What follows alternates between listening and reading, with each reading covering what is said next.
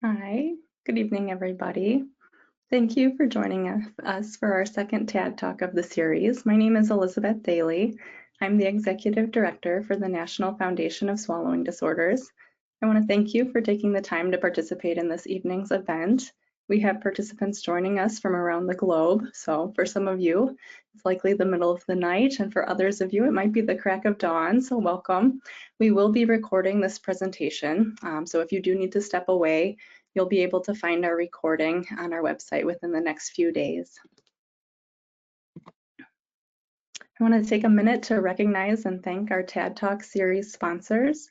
This series has been made free of charge thanks to an unrestricted educational grant from Bracco Diagnostics and with the financial support of two sponsors, Cranio Rehab and Tim's Medical. It's important to our organization that educational resources be made available without cost to both patients and healthcare providers, and we appreciate our sponsors who help make this possible. We also want to thank those of you who made a donation upon registering for tonight's event. A few housekeeping items for this evening. You will be muted throughout the presentation. If you have a question or comment, please feel free to submit this at any point using the question box on your toolbar. The presenters have saved time at the end of the presentation to address questions. However, if we don't get to yours, please feel free to send us an email. ASHA CEUs are not provided for this presentation. However, we will send you a certificate of participation tomorrow. Lastly, you will find several handouts available on the drop-down box on your toolbar. These resources are available to help you start a local support group if you are interested. They're also available on our website to download, and we'll put a link in the chat bar for you to download those as well. And now it's my absolute pleasure to introduce tonight's presenters, Jan Pryor and Sonia Blue. Jan is a founding member of the NFOSD and currently serves as our volunteer support group coordinator, assisting speech pathologists in establishing local support groups. She also co-leads our adult virtual support group. She became board certified as a swallowing specialist in 2009 and most recently completed her PhD over the summer. Sonia is the co-founder and first president of the NFOSD and leads both the NFOSD's pediatric and adult virtual support groups.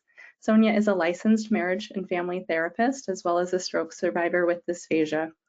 Jan and Sonia have both been personal and professional mentors to me, and I'm grateful for their service to this organization. And with that, I'm going to turn this over to Jan and Sonia.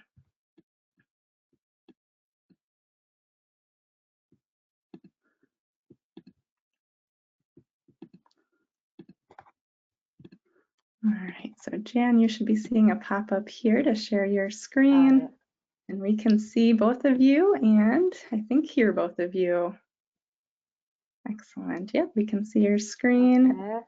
You are all set. Excellent. Thank you. Thanks, Elizabeth. Great. Thank you.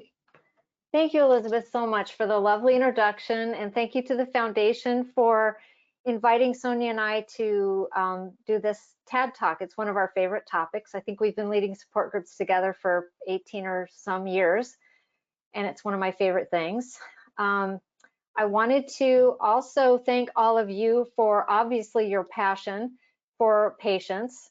Some of you may have had a long day of work already, and yet you are here, I'm assuming, because you recognize the greater and the broader impact of dysphagia on people's lives, including their psychological, emotional, and psychosocial functions, which we can't really address in our normal therapy, because that's the time spent for the physiologic rehabilitation. So thank you for recognizing that. And we hope to equip you and give you an introduction so that you feel somewhat equipped and prepared and have some tools to start your own support group, hopefully. So, oh, Sonia, did you want to say something? I just want to say hello. I want to echo you and just thank everyone for showing up and for giving us the opportunity to share with you all. So thank you. Great. As an overview, I just want to let you know that this talk will be interactive with Sonia and I, which sort of replicates what goes on in a support group situation. So this first slide is the basic framework for the talk today.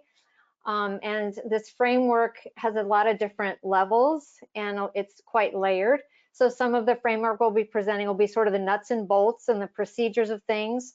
But there are other layers too. It's sort of like a sandwich. You have certain ingredients, and then we're going to also explain the reason for the ingredients or what that means, and then hopefully add something like the secret sauce, like what makes it magic, what makes the group work, what are these, how do you know when it's really being an effective group? So we're going to go through this here. So I thought we would start with the importance of swallowing support groups and how to prepare for a support group. The content, we're going to discuss elements of the content that are relevant for this discussion. And then we're also going to present the sort of the time structure for how it's at least one example of a structure for one that we use for our online swallowing support group that we feel works very well. And so again, Sonia will be adding her therapeutic layer, her lens as a marriage and family counselor, therapist. So here we go. So what do support groups mean to patients? Well, I asked the patients that attend my Seattle area-based support group, and these are the top 3 kind of quotes that I got from people that were in the support groups. And the first and most commonly reported topic was just knowing that you're not alone. That what the support group meant, that they were not alone, that there were other people with shared experiences. And this apparently is one of the reasons that people like support groups so much. They can connect with others. They also really liked education, the education they got hearing about medical options, not just from the speech therapists or the experts, but from other patients, what medical options they had tried and what was working for them. And they also enjoyed they felt that they received encouragement from other support group members. I also asked the speech pathologists who lead support groups, and they were saying that one of them said, again, here's one of the most rewarding things I've done in my SLP career of 15 years. They felt like the support group was the most rewarding thing she'd ever done. And witnessing the power of the people who need just space and time together. So the power of those interactions and observing some of the healing process that can go on in those situations. And one of our support group leaders who leads a pediatric support group and also has a child with a disability said that the opportunity to share general education support, and she felt like she had an affinity to the group as well because she also had a child with similar issues, and she felt like it was a really wonderful dynamic. And for her, she could see what was going on in the group from the perspective of being a parent of a child with a disability as well as being a speech pathologist. Sonia, do you have other things to add about this? No, I just want to underscore that second quote about witnessing the power of people. There's a lot of technique and a lot of nuts and bolts to this, but the simple answer is the power of people. And that's where a lot of the healing, and we'll repeat this throughout our presentation, but that's where a lot of the healing actually transpires. So. Thank you. So I wanted to just at the top of the talk mention a few other resources for you. There's a swallowing documentary that tells you about dysphagia from the perspective of patients, and Sonia's in this documentary. And so that's available on the website if you wish to access that. And also, if you want to hear, Sonia and I did a podcast for Swallow Your Pride about support groups. And if you want to access that, you'll hear Sonia talking about her story and us talking about our support group experience together. So you might enjoy that. And if you want to sign up to start a support group of your own, there's a website here that you can go to sign up to start your own support group and to sort of get hooked in with our system, connect with our system at the foundation. I think Elizabeth is going to put a link there in the chat box so that you might be able to access that while we're doing the talk if you wish. Sonia, any other? Good, we're good. Okay. So an important part of a support group actually, and as you're preparing to do a support group, is considering, the need for safety, moderating the safety, not only for participants, but for yourselves when conducting support groups. And some of this preparation to make the support group safe might look different if you're doing an online versus a in-person group. But I'm just going to review some of the different ways that we try to really protect people's privacy and safety as well. So in terms of starting a support group, really it's a good idea to really kind of register patients that are going to be attending the swallowing support group. And I just have a simple spreadsheet that I use. I have their name and their address. I'll know in my in-person support group, they're my patients. They're all my patients. So I have access to, their address, and I know where we live and so forth. And I know the emergency contact information for those people. But for people, if you've advertised your group or someone has wanted to join your group that aren't your patient, that are from that area or even out of state, it's also a good idea to capture their information and also get a disclosure for some important parts of the support group. One is to remind people to get them to attest to the fact that they know that this support group is not a substitute for mental health care or for seeing their physician, and that confidentiality, what happens in Vegas stays in Vegas. So whatever happens in the support group stays in the support group within the discussion. And so that's real important. If you're doing this in person, you can also have people, I always have people sign in when I do in person. I sign in so I know who came, and I have their email address in case there's new people, and you can do the attestation on that sheet as well if you're doing an in-person group. In terms of protecting communications with your group when you're notifying people of upcoming meetings, just a reminder to BCC people, put their email informations in the BCC box so that their emails remain private, so other people can't access that information that they didn't say they wanted to disclose.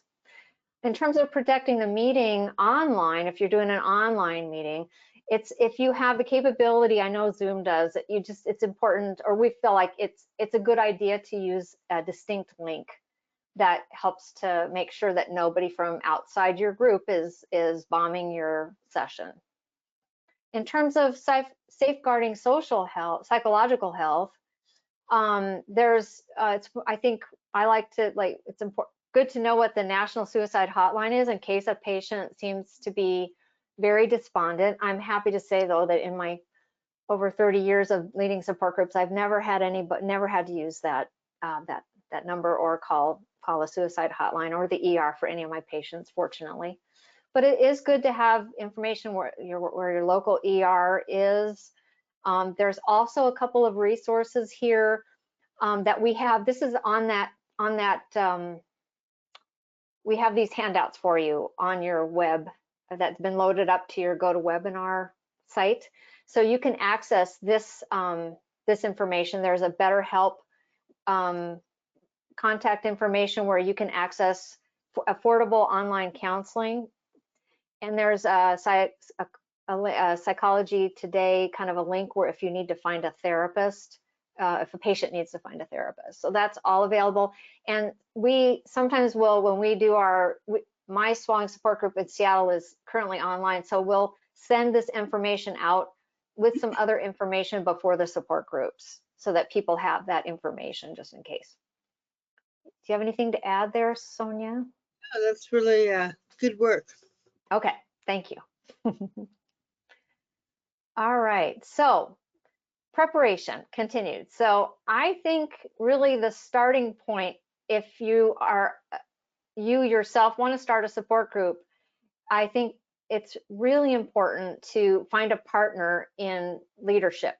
So you want to be able to lead the group with someone else. At least for me, it's been essential for the reasons I have listed there that you can read. But if you have two people leading the group, then you can trade off, you can take turns. Another important thing, whether it's in person or online, is, well, when you start your meeting, there's one person that can start the meeting and another person can be there to let people in. So either, usher people in to the front door, help them to sign in, So it's really nice to have that redundancy during the meeting where one person can be, leading the group and the other person can be helping other people should something, should the need be there. But the other big thing is related to why you need another person is related to finding participants, because the primary source of people for your support group meeting is your own patients. So if there's 2 of you that have your own patients, then you have a bigger pool to you know what I'm trying to pick from, a bigger pool of people for your group. So finding participants can be difficult. So like I said, starting with your own caseload, and I also would try to remember to add the personal touch of personally inviting somebody. If my group was started or starting, I would, the week before, I would send an email reminder just to the one person saying, hi, Joe, I really hope you're gonna come. I'd love to see you. We have this interesting topic, and just show it personal interest. I've also called people on the phone and say, hey, look, I hope you're coming. I would really love to see you. We have a really interesting topic.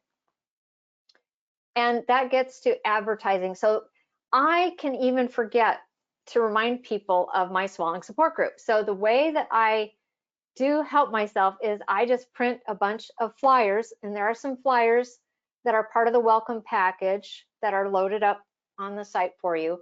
But I just have a stack of those flyers, and when I have new patients come in, I say, hey, that I think are appropriate, and are you interested in our swallowing support group? And the support group flyer, there's a generic one that works really well. So you can hand it to anybody and say, this is the, email me if you want to attend, or, and the email is on the flyer, but you can also say, if you think you'd be interested, do you want me to put you on my mailing list?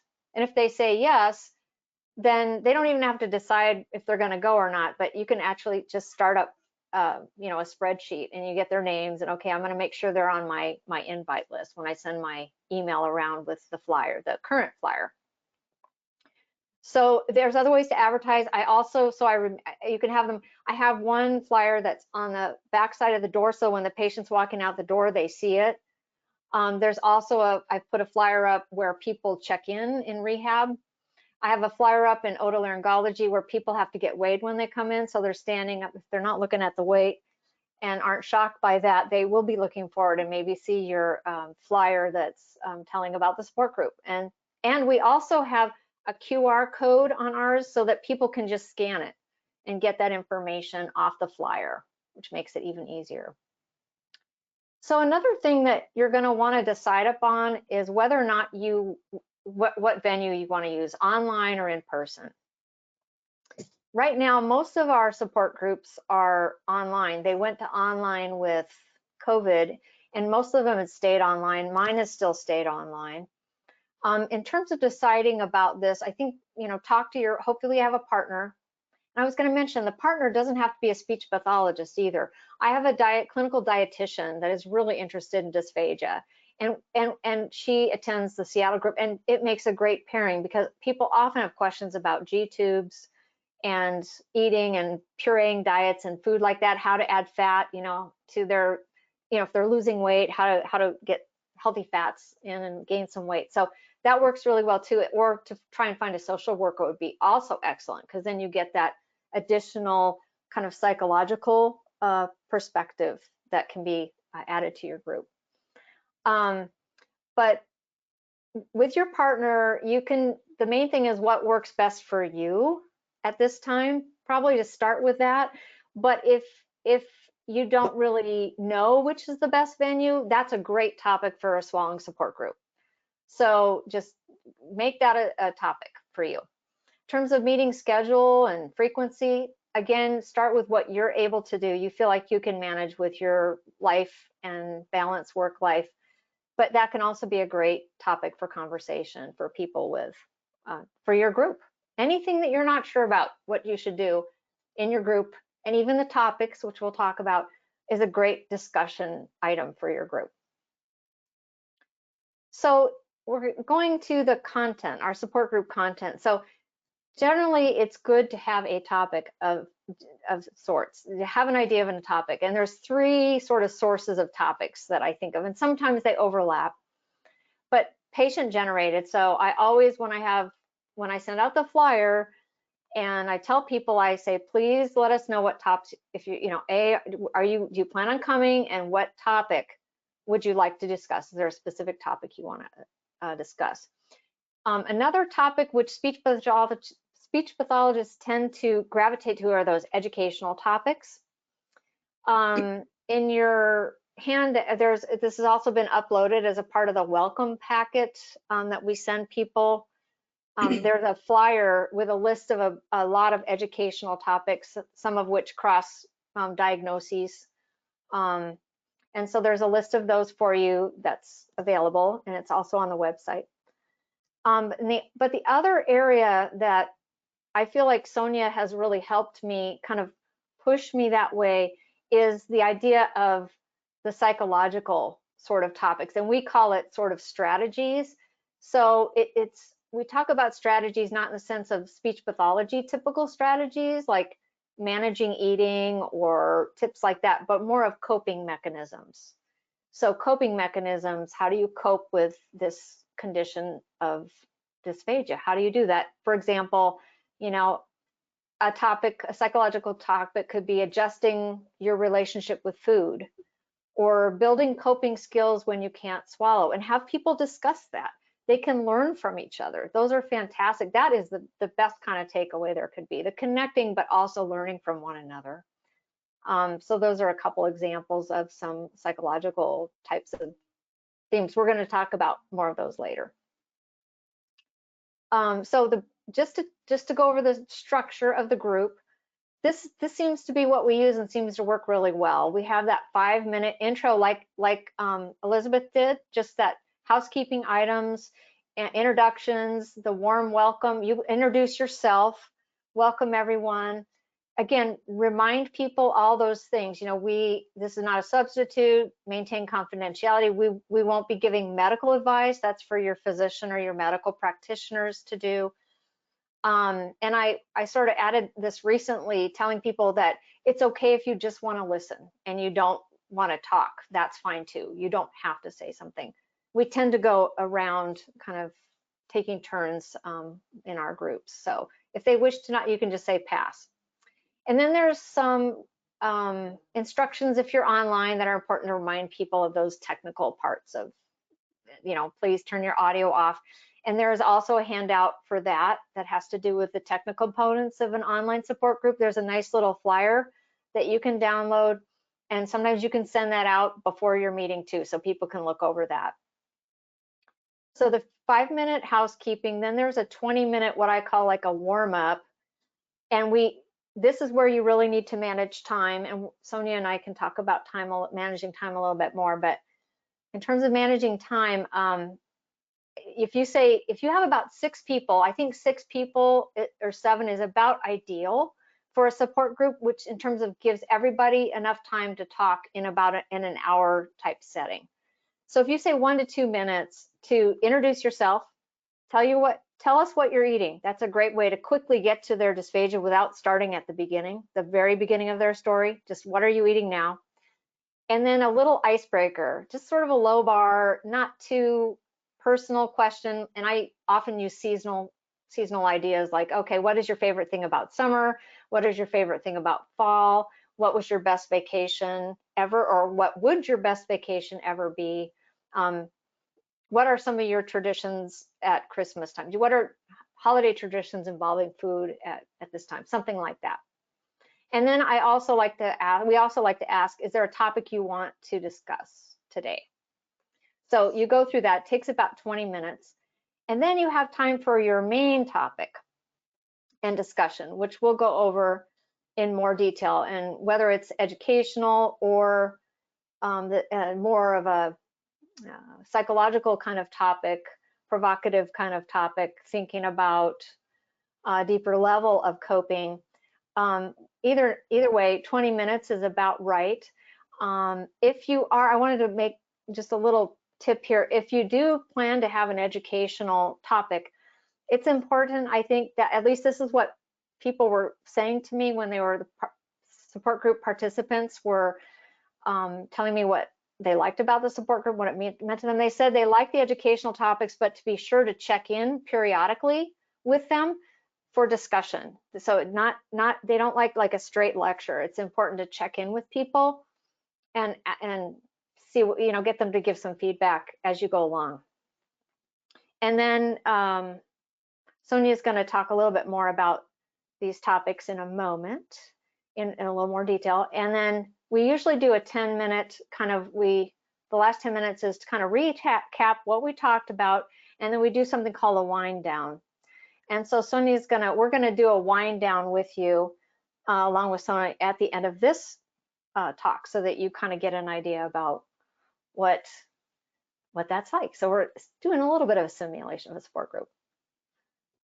Did you have any top things you want to talk about here, Sonia, before we go to common challenges and strategies? I just want to remind our group that this is a great template, and it's a great kind of GPS about where you're going or where you want to go. And it's just important to remember that once we open it up to 6 or 7 people who maybe have never spoken about this to other people, it can flourish, it can bloom. So that's a good thing, but that can also throw you kind of off your directions. So we'll talk a little bit about, you know, how to be both generous in some moments and maybe a little more constrictive in others. So Sonia's talking about time management, and like that's part of it. And also, I think the hardest part for me, and I'm fine to share that, is cutting people, you know, feeling like I'm cutting people off. But Sonia doesn't, she frames it a little differently than that. So she'll talk about that, because I feel like I'm cutting people off. But she talks about managing time to be respectful for others. Is that how you put it? Yeah, and I think to your point, you know, this idea, you know, we shouldn't be rude. It's rude to cut people off. Like, you know, we're sort of taught not to do that. So we're going to talk a little later, or maybe in a moment, about the frame, which is the kind of the structure that holds everything that happens inside of it. So and the frame is what keeps accountability. It keeps us safe. It keeps us, and part of that frame is timekeeping. So when we see it that way, it's not that we're being rude, it's that we're forwarding the group. So we'll speak more of it. Like the best for the whole. What's best for the whole? Right, and it's also a way of kind of educating our participants about how things go.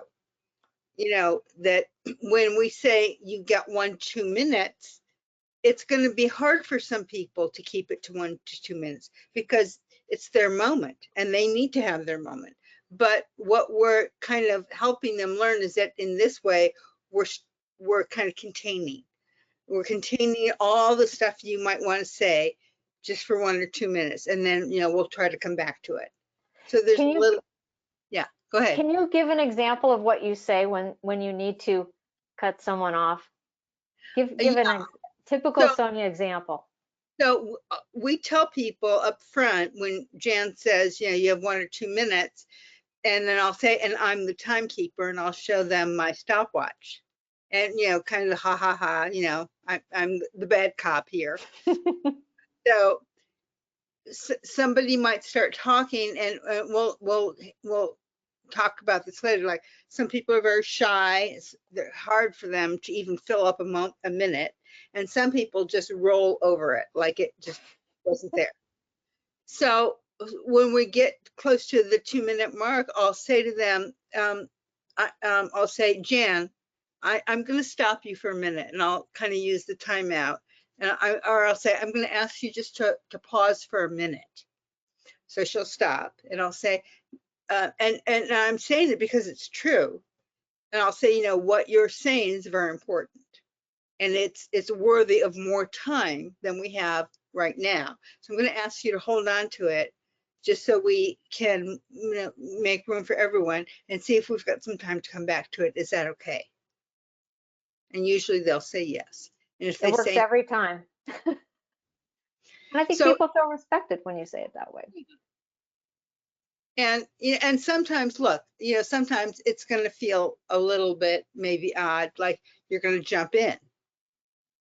Now, if someone's, there might be a moment where you're going to give them an extra 20 seconds because they're crying or they're, that's okay. But overall, the onus is on us to kind of keep that frame. Excellent.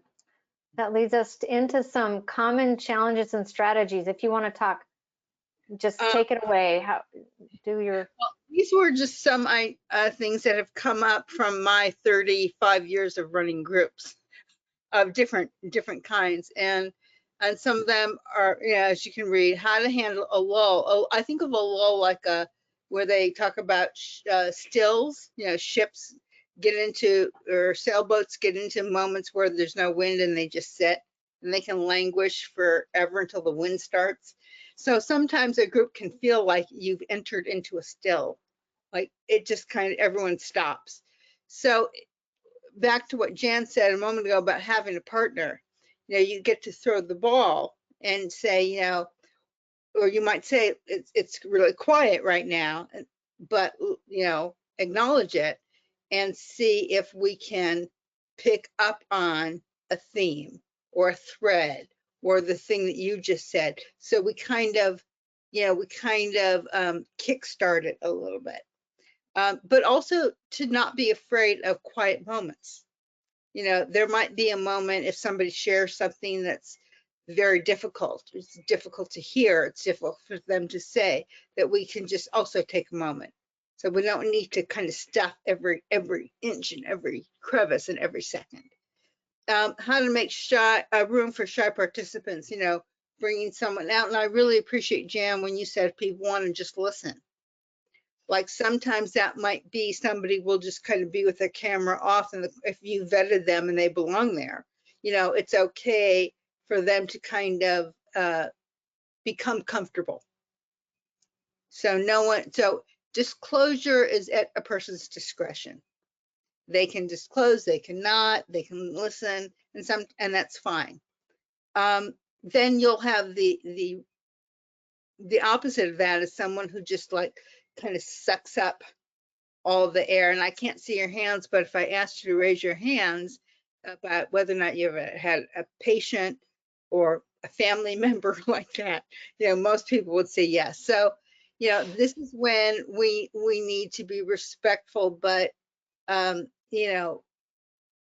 let it be a runaway train, right? Not be rude, but just, say again, thank you for that. And it sounds like it's a big story, and maybe, so let's see if we can come back to it. And then let's see if maybe we can give that person some other ideas and outlets to let some of that out. So timekeeping, using your stopwatch function on your phone helps me. Jan will also kind of nod my way. This is an audience mainly of SLPs, right? So you've heard difficult stories, you've dealt with difficult material, and it's about making safe space for people to share that. And usually they'll get a lot of acknowledgement from the group, which kind of helps keep, I don't know how to say it. It helps it. It's not a balm, it's not a salve, but it's kind of an acknowledgement. It's very well needed. So, and also, and I realize that we're speaking to people who aren't therapists, although you may have had therapy and you may have had lots of other experiences. So you don't need to be a therapist. That's not required. But we know, and from your work, that you're working with a situation in which a lot of feelings come up. Feelings of loss, feelings of sadness, feelings of envy. So, what I try to do is make it thematic. If someone's talking about grief and loss, I try to kind of open it up to other people also. So it becomes a little bit of a universal moment. So for example, Sonia, it would be something like, has anyone else in this group, did this resonate with anyone else in the group? Right. What so-and-so is talking about. And that's when kind of, right, Sonia and I talk about the magic happens because they start counseling each other. Yeah. They start Yeah.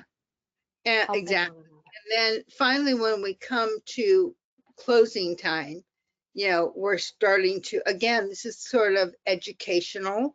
We're saying, this is our,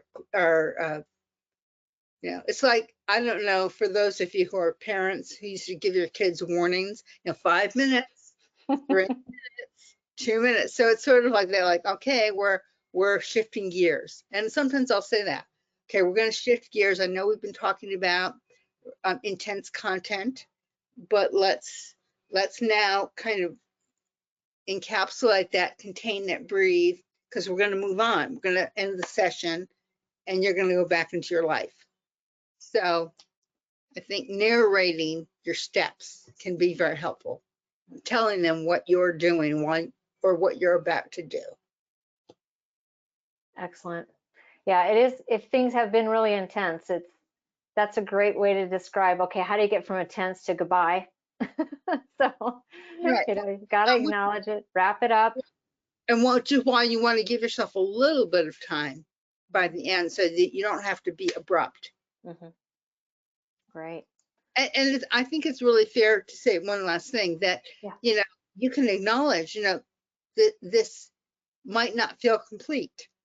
Here are some resources and here are some other things. So it's okay that we don't always tie everything up in a pretty bow. Sometimes things end a little bit ragged, or it's okay as long as people are safe. Okay. I hope some of you guys are taking notes because this is what I do from Sonia is I borrow the scripts. These scripts that she's giving you are great because you just have your scripts and okay, this is a good way to say this. This is a good way to end the session. This is a good thing to say when you need to cut someone off. This is a good way to do it. So I find that these scripts really help. Anyway, so go ahead, Sonia. And you'll find your own as well. There you go. Okay, so the next is a series of slides, and these are ideas that I've come up with from patients, but also from being a person with dysphagia and who was tube fed for 6.5 years. So I have my own experience, and so a lot of this came from things that I felt that sure enough I've put out and other people feel that too. So food and yearning. So tips, tricks, hacks for adjusting your relationship with food. And one of the ways to think, I guess one of the contributions that I can make is looking at your dysphagia as not who you are, but something that you have. And that's a pretty radical distinction, right? You're not you're a person that has dysphagia. So that means you have a relationship to dysphagia and food. So talking about that, I think or polling your patients to see, is that something that would be of interest to them? So okay, next topic. What is it like when you can't eat and you want? Okay, what else we got there? You can tell me when to just say go, change the slide, Jan. Do you like the pictures I picked? I love the pictures. I love the pictures. So building coping skills when you can't swallow, right? So again, building coping skills around food. And we'll get to, when you're in public or when you're with family or when you're on a holiday meal, but it might be just passing a window you know, and it just might be the smell of a bakery. And I remember just anecdotally, there were times when I would just go in and buy pastry. Because I had to have that part of it. And I put it in a bag and I would just walk out and sit down. Because I need to be in the bakery smelling. Okay, what else we got? Sydney, this one out, navigating the holidays with dysphagia. So that is a big, isn't it, Jan? That's a big, Yes. not only the holidays, right? But particularly around the holidays, you know, not only how the person is going to manage not eating, but how the family, and that's a whole thing, you know, how the caregivers and spouses and kids are going to deal with that. So that's a topic. What else do we have? Love and burnout, caregiving. So we do get caregivers, don't we, Jan? We get. Yes. Yep. There's usually a caregiver there. Sometimes they're sort of off camera on the online group, but. And Yeah. I don't know, Jen, tell me how you feel, but I would say if you have enough, that might be its own group. Yeah, exactly. Where they would have a safe place to talk about love and burnout. And sometimes when we've had a mixed group, we've asked the people with dysphagia, what do you want your caregiver to do for you? What do you wish they would do for you? Or what helps you the most? Things like that. That can be a discussion so that caregivers can hear about. And thank you, because that reminds me also around the holiday, the holiday issue is asking participants, what do you wish? What are the 3 things, let's say, or 2 things you wish your family knew about you this Thanksgiving or your dysphagia? So kind of hearing from them, what would be helpful to them? We're getting to our last slides now because we're getting ready to wrap up ourselves. Okay, this is my favorite. So for me, and Jen and I've talked about this a lot. This for me is the reason that I want to contribute to the groups, because I think that we can be realist. You know, we're not magicians, we're not crystal ball seers, but the idea of hope. And what does that look like? That can look different for each person. My recovery is not going to look like your recovery. My dysphagia is not your dysphagia. My journey is not your journey. But no matter what it is, can I find a way to thrive?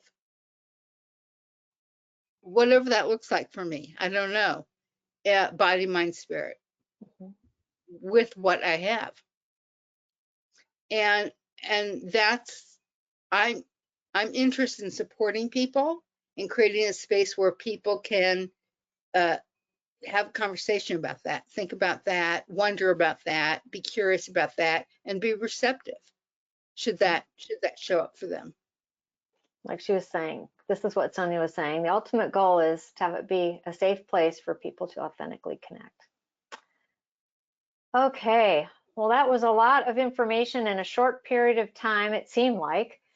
But it's now time to wrap up. And I really appreciate what Sonia was saying at that very end, because it reminded me about, you know, one of our topics was, what was your favorite book as a child? And that's when Sonia said, mine was it Charles and the Purple Pencil? Harold and the Purple Crayon. Oh, it's the crayon. And because you could create your own happy place with that. So I probably didn't quote you quite right. Yeah, and I just want, yeah, no, it's good. And I just want to, you know, it's not about pom-poms and, you know, put a smile on. It's not about a false sense of being cheerful or happy or positive. It's about finding your own hope, your own light. Great. Can you wind us down? Well, I think what we like to do is just take a moment and ask people for their own comfort, you know, to just take a moment. We're just going to kind of breathe and sit back in our chair and kind of take off your glasses, put your pencil down or your pen down, and kind of just we're going to breathe in to the count of 5, 2, 3, 4, 5. We're going to hold it, and we're going to exhale. Shh.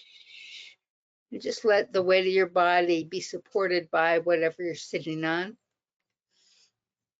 And just take one more breath in to 5 and hold it and exhale. Shh.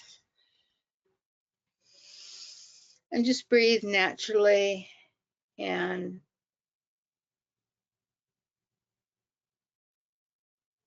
just know that your contribution to this is mighty and much needed and greatly appreciated.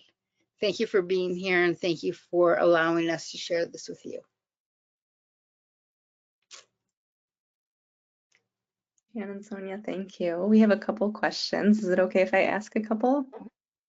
All right, I'll turn on my camera here. We have a few questions coming in. The first one I want to ask you is, what's a realistic number of participants to expect for your first couple of meetings if you're just getting your group going? Yeah, yeah. I say even if you have a handful, it's fine with just 3 people or just 4 people. If you have 2 people with spouses, you have a group. And I think the thing that helps me, I think the hardest thing to get started, the hardest thing about starting a support group is just starting. And it did help me to have a date. And just set the date. And then I was working really hard to make sure I was talking to patients about it and seeing who wants to come and talking to my colleagues to try and get other people interested in coming.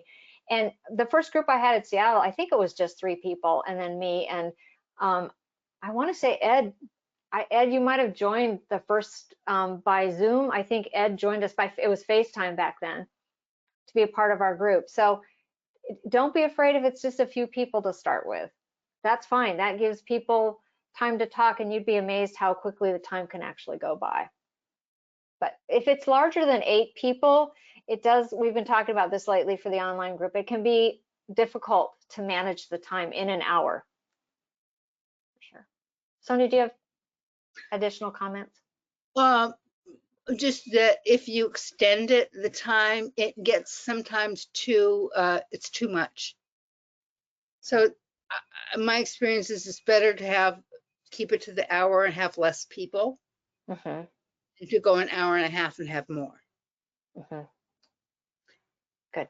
Also, Elizabeth, I know in our pediatric group, sometimes I think we've had 1 or 2 people. Rarely, but it has happened, and that's been fine. Yeah, those groups actually have some of the most meaningful conversation, I think, when it's small like that. And sometimes those participants are the ones that connect one-on-one outside of the meeting and form friendships that last.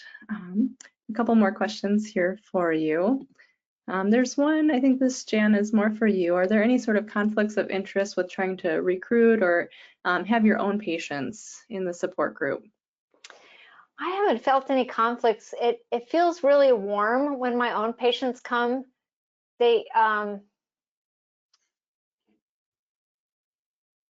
allows you to interact a little more informally, and enjoy the time together. I haven't found any conflicts of interest. I was going to speak about advertising a little bit more. I do have a email list of speech pathologists in the community that work in medical settings, outpatient settings, and I send them an email, let them know I'm having the group. Here's the flyer, please print it, put it on your desk, and invite people to come to the group. So that's another way to advertise to other speech pathologists. But I haven't felt any conflict at all.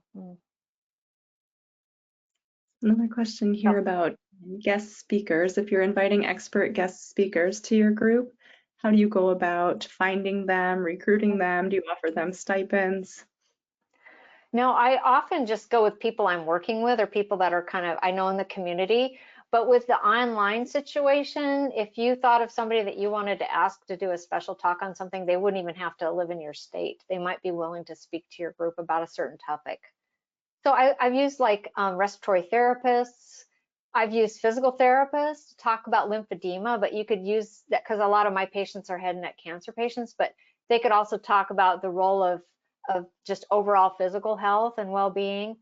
I've had just a speech pathologist talk about xerostomia. I was lucky to have a speech pathologist in the community who had had radiation for head and neck cancer herself, and she gave the best talk on xerostomia I've ever heard. And it's posted on the website, on the NFOSD website. If you type in, it's an article she wrote on xerostomia, and it is an art. So just people in the community that sort of might be, you could be nurses. Again, dietitians, just talking about nutrition. All those things. Just I usually use people in kind of in my world and that I interact with as part of the multidisciplinary team. We even can have residents have given talks for our patients on like what the physicians can do about for pharyngeal dysphagia, things like that. Yeah, thank you. Sonia, I have a question for you here because it's about the pediatric support groups, and since you've been involved with ours since the beginning, the question is, how do you provide uplifting support for parents who are joining who have children with multiple medical disabilities who likely will be NPO, not eating for life, whose situation might not have a lot of progress, perhaps? Mm-hmm. Well, I feel really fortunate because, you know, I co-lead that group with Donna Edwards, right? And she's, that's her specialty. So she can speak to that. I think that, you know, the bigger theme of that is having an expectation that your life was going to be one way and then having the reality be something different. That's true for all of us on some level, but it's, you know, it's profound in this case. So it's sort of speaking to that, which is really grief and loss, and offering support. So kind of, you know, opening it up for people to talk about, and then offering resources so that they can get, because it's more than we can do in the hour. I mean, it's a big, it's their life, right? So just naming it and then offering ongoing support for them and encouragement, you know, that they can get that. Thank you. Jan, do you have anything to add on that? I know there's also adults that join our support group whose improvements are very guarded. Yeah.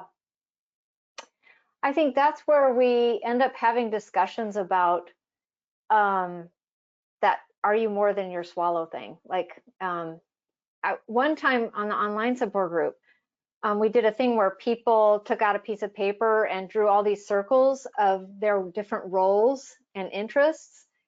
And then, you know, we're swallowing in that. And people had a lot of different, I'm a mother, a grandmother, pianist, book lover, hiker, and then swallowing's here. And so that was just kind of an interesting activity to sort of explore that, you know, other dimensions of well, mind, body, spirit. Maybe the body may not improve, but it's still, and I think that's the thing about hope that we talk about this, is that there's always something that we can improve in, or something that I think we're naturally want to always be moving forward and not being stuck. Right, Sonia? Sonia here? Well, yeah, and timing is key to that, because what you might feel 5 years into it, you might not feel 5 months into it. Mm-hmm. You know, so it's important to be, you know, respectful to someone's timing, where they are in their diagnosis, where they are in their journey. You know, so Yeah. but the idea that I'm interested in supporting people and empowering people to move toward the maybe very small area that they actually have some say over. Because when there's so much that's happened that is out of your control, you know, it might be very narrow, but what is that? And that's where we're going to put our energy and our focus. And I like how you talk about your hope, your embers, Sonia. Oh, Because I think the support groups are a lot about hope and healing. And I like how you ended the group last time about the ember. Yeah, I remember I said it's sort of like an ember, like a little tiny, and you're just trying to gently give it some oxygen and fan it. And I sort of see that as a metaphor of what we do in the group, not to again, not to lay something false on anyone, but just to open the window a little bit, let some air in. Mm-hmm. And that's where people who are a little farther down the line can encourage the people maybe earlier on the journey, and people can say, look where he's at here, and I'm here, and you know, this is how he's handling it. He's not eating it, but this is how he's framing it for himself. But before we leave, I wanted to say, I don't know if there's another question, but I wanted to be really honest with the speech pathologist and tell them that even though I did regular like aphasia support groups, and then I did swallowing support groups, I just want you to know that every time before the meeting, I get very nervous and anxious. And I think it's because I don't know what's going to happen. So I just want you to know that it's still because I don't always feel in control of where the conversation's going to go or what's going to happen, what's going to be brought up, is there going to be dead time? But I always have to quiet myself and just kind of have this image of having an open heart and listening, and we just do it. And every time after I've been done with a session, I always end up feeling better than when I went into the session, for sure. And then I'm so glad that I'm a part of that amazing, you know, bit of group and interactions that have been going on. So, but you'll get practice, you'll feel more comfortable, and you'll also get better at leading a group. If you feel like, oh, that didn't go well, I didn't say the right thing, give yourself some room. You can practice. And then Sonia, you said something really great when we were talking earlier today about your job. All your job is to, you know what did I say? To provide a framework for this. Oh yeah. Well, really... yeah. Go ahead, Jan. No. You said your main job is just to provide a framework for people to interact with one another in a safe place. That's yeah, what you do.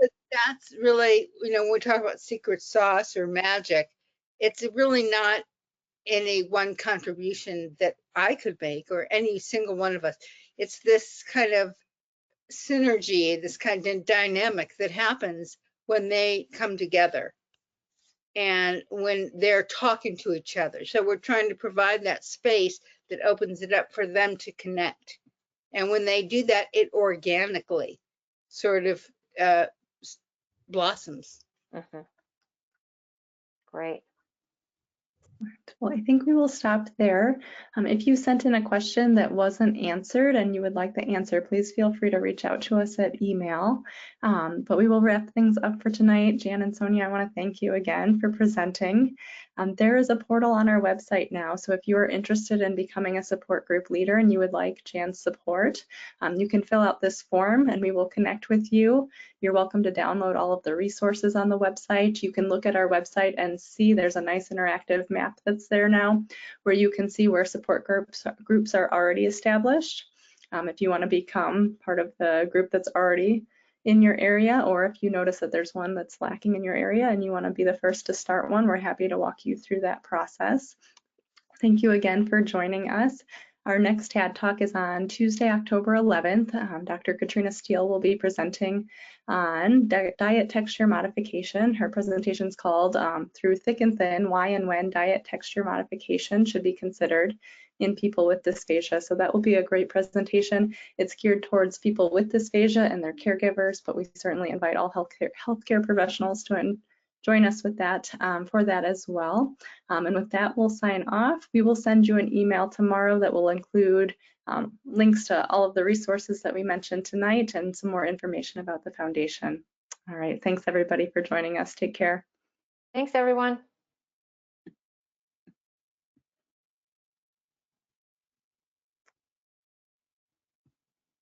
And Jan and Sonia and Ed, I'll send you a separate link here if that's okay. Okay. So just Sure. your email. You're Do welcome I to go sign. away? I go away now? Okay. I'm going to close out the webinar. Okay, good. Bye.